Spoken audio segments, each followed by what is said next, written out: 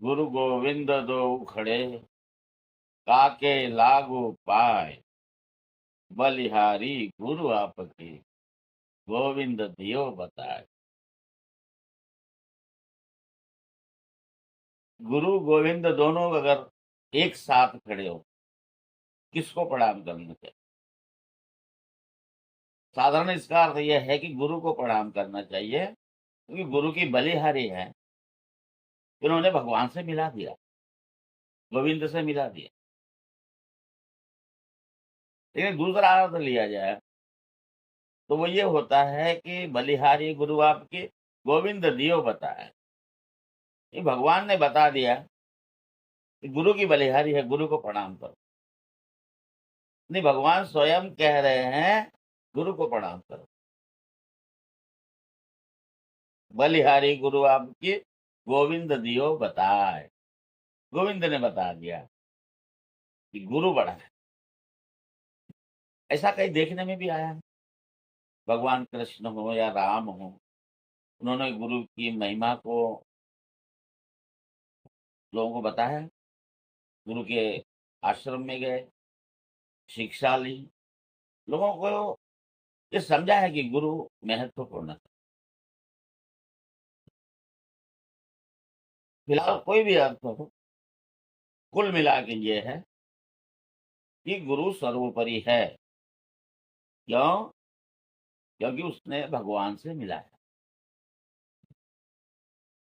लेकिन क्या भगवान से मिलाने वाला गुरु मिला? गुरु तो बहुत सारे, गुरुओं की तो बड़ी भीड़ है आज के डेट में। अब ऐसा कोई गुरु मिल जाए जो आपको भगवान से मिला दे, तो वास्तव में फिर उससे बड़ा कोई नहीं। वास्तव में क्या होता है कि गुरु से बड़ा हम भगवान को भी नहीं मानते। लेकिन सच्चाई ये है कि भगवान से बड़ा तो कोई है ही नहीं। वो तो अल्टीमेट, भगवान से बड़ा कोई हो ही नहीं सकता। बात यहाँ है महत्वपूर्ण होने की और बड़े होने की। तो महत्वपूर्ण जो है वो गुरु है, लेकिन बड़ा तो भगवान ही है। भगवान स्वयं कहते हैं कि गुरु बड़ा है। बड़ा ही कहता है कि दूसरे को कि ये बड़ा है। बड़ा ही दूसरे को बड़प्पन देता है। तो फिलहाल हमें ये देखना है कि गुरु का महत्व क्या है, गुरु क्यों होना चाहिए और गुरु कैसा होना चाहिए। सबसे पहली बात, गुरु का महत्व ये है कि गुरु ने भगवान से मिला दिया।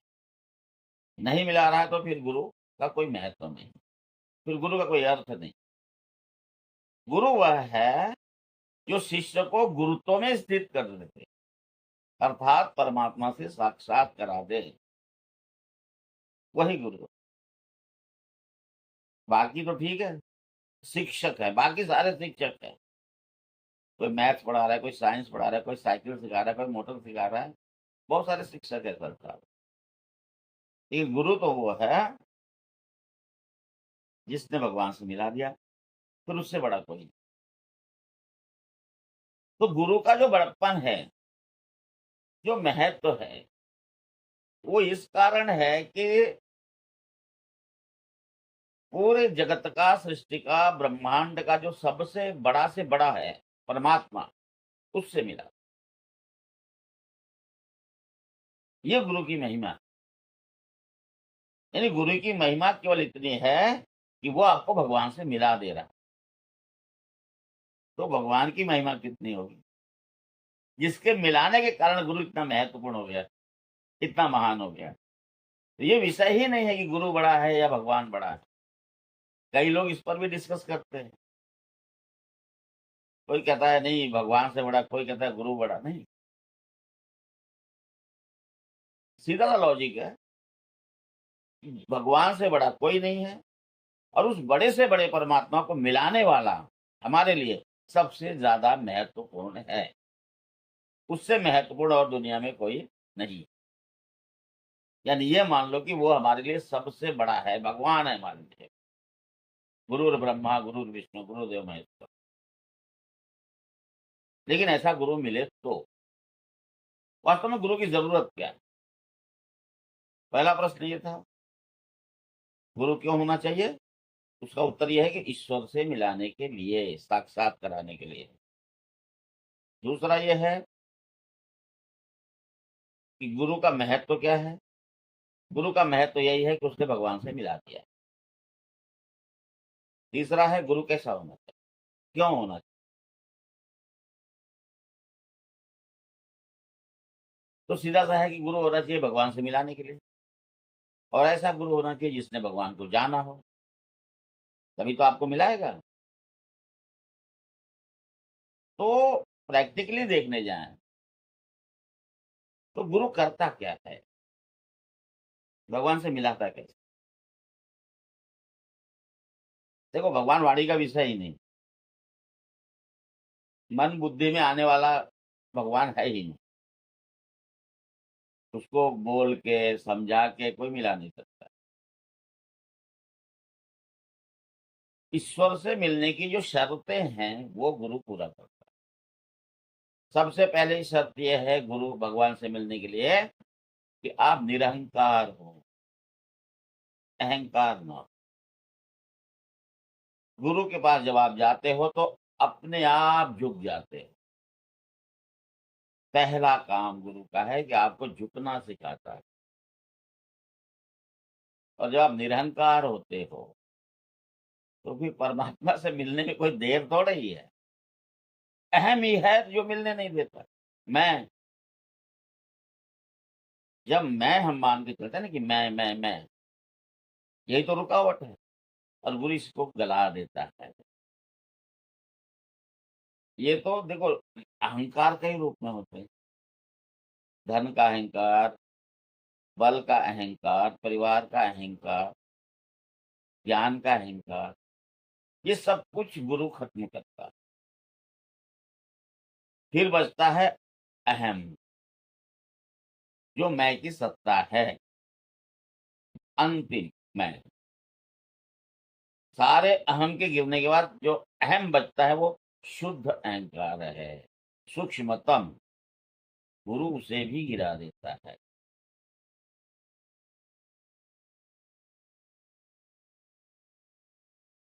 गुरु की वाणी से, गुरु के कथनों से आप ये समझ जाते हो कि मेरी कोई सत्ता है ही नहीं। जो मैं अपने आप को या मेरी अपनी सत्ता को मैं मान के बैठा हुआ हूँ, ये है ही नहीं। जिस दिन आपको ऐसा लग जाता है, आपका सूक्ष्मतम अहंकार समाप्त हो जाता है। और ये ईश्वर से मिलने की सबसे बड़ी शर्त है कि आदमी निरहंकार हो। और ये कौन पूरा करता है? गुरु, सदगुरु। ईश्वर से मिलने की क्या शर्तें हैं? ईश्वर से मिलने के योग्य कौन है? भगवान श्री कृष्ण कहते हैं, निर्मान मोहा जित संग दोषा, अध्यात्म नित्या विनिवृत्त कामा, द्वंद्वैर्विमुक्ता सुख दुख संगे, गच्छन्त्य मूढ़ा पदम अव्ययम तत्। उस अव्यय पद को वही प्राप्त करता है जो निर्मान मोहा, जो मान मोह से रहित हो। मान मोह से रहित होने का अर्थ है जिसमें अहम न हो, अहंकार न हो, मैं का अनुभव न हो कि मैं हूं, ऐसा नहीं जो कहता हूं। जिसको ऐसा अनुभव हो कि मैं नहीं हूं, भगवान है, वो है मान और मोह से रहित, निर्माण मोहा। जित संग दोषा, जिसने संग दोष को जीत लिया। संग दोष क्या है? परत भूमि बा ढाबर पानी, जिम जीव ही माया लपटानी। जीव से जब माया लिपट जाती है, ये संग दोष है। जित संग दोषा, इस संग दोष को जिसने जीत लिया, अर्थात जो माया को समझ गया कि मैं इससे सिर्फ मिल करके, इसको मान करके परेशान हूं, इसकी संगत से परेशान हूं, इस संग दोष से जो परे हो गया, जित संग दोषा।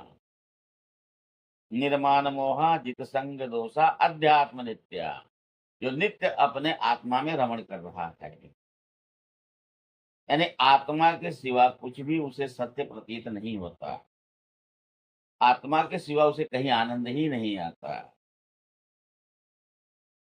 जो सत स्वरूप परमात्मा रूपी आत्मा है उसी में वह सदैव आनंदित रहता है, रमण करता है। अध्यात्म नित्या, वे निवृत्त कामा, और वासनाओं कामनाओं से रहित हो जाता है।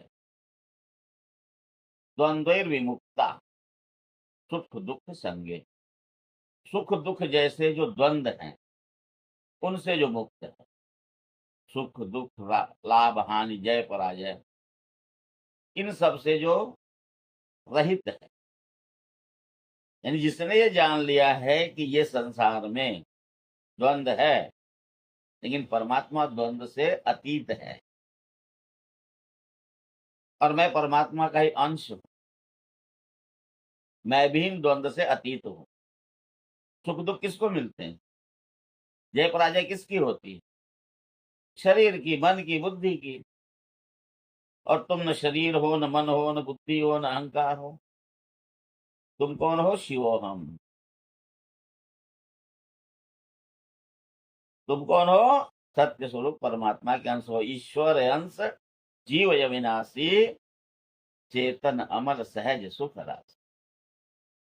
ये जो जीवात्मा है वो कौन है? ईश्वर का अंश है। उसका शरीर से, मन से, बुद्धि से क्या लेना देना? जय पराजय लाभ हानि ये सब इनकी होती है, तो वो इससे परे हो चुका है। द्वंद्व विमुक्ता, द्वंद्व से मुक्त है, सुख दुख से मुक्त है। गच्छन्त अमूढ़ा, वह अमूढ़, अमूढ़ मतलब जो मूढ़ नहीं है, मूर्ख नहीं, जो बुद्धिमान है, वह उस अव्यय पद को प्राप्त करता है। अव्यय पद मतलब परमात्मा स्थिति, जहां से फिर व्यक्ति व्यय नहीं होता, गिरता नहीं, अव्यय सदा फिर नित्य स्थित हो जाता है एक भाव। तो कुल मिला के ये जो शर्तें हैं कि ऐसे लोग परमात्मा को प्राप्त करते हैं, इनके मूल में है अहम। अहम के कारण ही मान होता है, मोह होता है, द्वंद्व होता है, अध्यात्म स्थिति नहीं बनती है। सब कुछ अहम के कारण होता है। और अहम कहाँ गिर जाता है? गुरु के चरणों में। तो जो प्रोसेस है शिष्य और गुरु का वो यही है कि गुरु उसके अहम को गिरा देते हैं। वह नित्य स्थित परमात्मा में तो है ही है, अभी भी है, लेकिन अहम के कारण वह अपनी भिन्न सत्ता को महत्व देता रहता है और अपने आप को मैं फला हूं, मैं फला हूं, मैं फला हूं, मेरी इतनी संपत्ति है, प्रॉपर्टी है, ये सारी चीजों को वो लेकर के जीता रहता है अज्ञान के कारण, अहम के कारण। और गुरु की शिक्षा के कारण, गुरु के व्यवहार के कारण उस व्यक्ति को समझ आ जाता है कि जो ये मैं मेरा मान रहा हूं ये है ही नहीं, मैं और मेरा यही तो है फंसना। जब मैं ये शरीर ही नहीं हूं तो शरीर के सारे संबंध तो मेरे कैसे हैं? भाई बहन मित्र प्रॉपर्टी जो भी है इस शरीर के साथ जुड़ा हुआ है ना, और मैं शरीर हो ही नहीं, मेरे कैसे हुए? कोई पद प्रतिष्ठा संपत्ति भाई बंधु मित्र बल जो कुछ भी हो शरीर का है, शरीर के साथ जुड़ा हुआ है, और मैं शरीर हूं ही नहीं, न मन हूं न बुद्धि हूं, मैं इससे परे हूं, तो ये मेरे ही नहीं है। ये जब मेरे नहीं है तो मैं भी नहीं हूं, ये शरीर मैं नहीं हूं, तभी तो ये मेरे नहीं है। तो मैं कौन हूं? तो मन बुद्धि और अहंकार से परे। वास्तव में क्या होता है कि जब व्यक्ति मैं की खोज में जाता है तो अहंकार तक जाके वही फंस जाता है, अहम को ही मैं मानने लग जाता है। अहंकार अति सूक्ष्म होता है, वो आगे जाने नहीं देता। अंतिम जो सीढ़ी है, दीवार है, वो मैं है, अहम, उसी को गिरना रह जाता है। वही जाके मनुष्य फंस जाता है, फिर तो उसके आगे नहीं जा पाता। उस मैं को ही फिर कभी वो समझ लेता है मैं ब्रह्म हूँ, मैं शिवोहम हूँ। उस मैं के द्वारा ही कहा जाता है सब कुछ, अहम के द्वारा ही। मैं योगी हूँ, मैं ज्ञानी हूँ, मैं ध्यानी हूँ। लेकिन नहीं, इसके परे वो मैं है, और उसकी सिद्धि होती है सब भगवान ही है, ऐसा चिंतन कर। मैं नहीं हूं ये चिंतन मत करिए, ये चिंतन करिए कि केवल भगवान ही है और कुछ भी नहीं। क्योंकि मैं नहीं हूं इस ये भी एक अहम है, तो मैं के विषय में चिंतन न करें, चिंतन करें ईश्वर के विषय में। ईश्वर ही है और कुछ भी नहीं। जब कुछ भी नहीं है तो मैं भी नहीं। ये बड़ा सरल और सुगम साधन है जो गुरु बताते हैं। साधन आपको ही करना, गुरु तो केवल अहम गिराते हैं। आपका अहंकार गिर गया, आप निरहंकार हो गए, आप ईश्वर से उस अभय पद के अधिकारी हो गए। अब क्या करना है? अब वह सर्वत्र ईश्वर ही मात्र है और कुछ भी नहीं है सत्य, ऐसा चिंतन करना है। और शीघ्र ही आप परमात्मा स्थिति को प्राप्त हैं, क्योंकि स्थिति तो अभी भी है। केवल मैं हूं, मैं की सत्ता है, इस कारण ही परेशान है। मैं कहाँ हूं? मैं होता तो ये दाढ़ी सफेद थोड़ा ही होने देता। हो गया ना जो होना था। मेरे रोकने से कुछ रुक रहा है? मेरे चाहने से कुछ भी हुआ क्या? जो चाहता होता नहीं। अच्छा, जो होता है कभी कभी हम उसी में अपने आप को मिला लेते हैं कि मैं ही ऐसा चाह रहा हूँ। कुछ जो बहुत सियाणे होते हैं क्या करते हैं कि लड़का डॉक्टर होगा तो बोलते हैं मैं तो कह ही रहा था डॉक्टर होगा। नहीं, ईश्वर की मर्जी हो रहा है, उसी की मर्जी है, और वही है सर्वत्र सब रूप में, दूसरा कोई है ही नहीं है। ये भाव बना लो, और यही गुरु बताते, इसीलिए गुरु की जरूरत है। और गुरु बड़ा है या भगवान बड़ा है, ऐसा कुछ अर्थ नहीं। दोनों ही बड़े हैं। ईश्वर बड़ा है, उसे बताने वाला छोटा है क्या? बलिहारी गुरु आपकी गोविंद दियो बता। इसका सही अर्थ यही है, सबसे बड़ा भगवान है, और भगवान के बताने के कारण इस जीवन में हमारे लिए गुरु से बड़ा कोई नहीं।